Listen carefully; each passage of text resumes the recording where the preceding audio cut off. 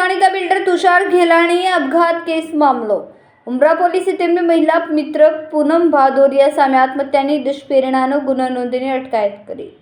તુષાર ઘેલાણીના પરિવારે પૂનમ ભાદોરિયા વિરુદ્ધ અરજી કરી આક્ષેપ કર્યો હતો કે તુષાર ઘેલાણીને બ્લેકમેલિંગ કરતી હતી.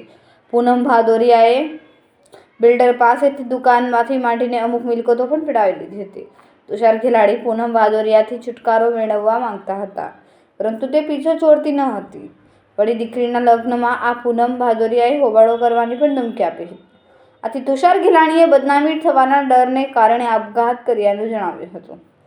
જો કે સામે પક્ષે પૂનમ ભાદોરિયા દ્વારા પણ પોલીસમાં અરજી કરવામાં આવી હતી. બિલ્ડરના પરિજનો પર ગંભીર આક્ષેપો કર્યા હતા, પરંતુ સમગ્ર મામલાની ઊંડી તપાસ બાદ પોલીસને પૂનમ ભાદોરિયાની સંડોવણી જણાતા આખરે તેની વિરુદ્ધ આત્મહત્યા માટે મજબૂર કરવાનો ગુનો દાખલ કરીને આગળની કાયદેસરની કાર્યવાહી હાથ ધરવામાં આવી.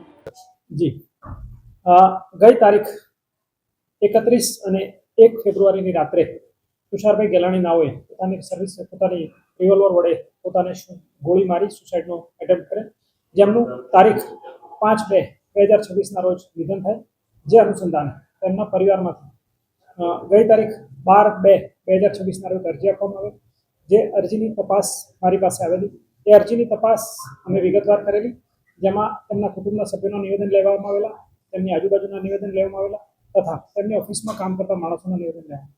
જેમાં પૂનમબેન પર આક્ષેપ થયેલો કે પૂનમબેનની સ્ટ્રેસના કારણે તુષારભાઈએ અત્યધિક પગલું ભરેલાનું છે.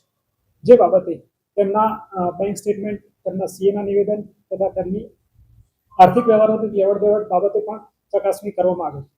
જેમાં ઇન્વેસ્ટિગેશન દરમિયાન એ વસ્તુ ધ્યાને આવેલ કે જેમાં બ્લુ પેપિલોન નામની સ્કૂલની ભાગીદારીમાં પૂનમબેનનો બેઝિક રોલ સ્કૂલ ચલાવવાનો હતો અને આર્થિક ફંડ તેમનું ક્યાંયથી કાગળ પર આવેલું નહોતું. છતાં પૂનમબેન સેલરી સિવાય પણ એઝ અ પાર્ટનર એમનો નફો મેળવતા હતા. જે ધ્યાનને આવતા સીએ મારફત વેરીફાઈ કરાવતા તે હકીકત સાચી જણાય અને તેમના ઇન્કમટેક્સ રિટર્ન તથા જે બેલેન્સ શીટ છે જોતા તેમને આર્થિક લાભ મેળવેલાનું સ્પષ્ટ રીતે જણાય છે.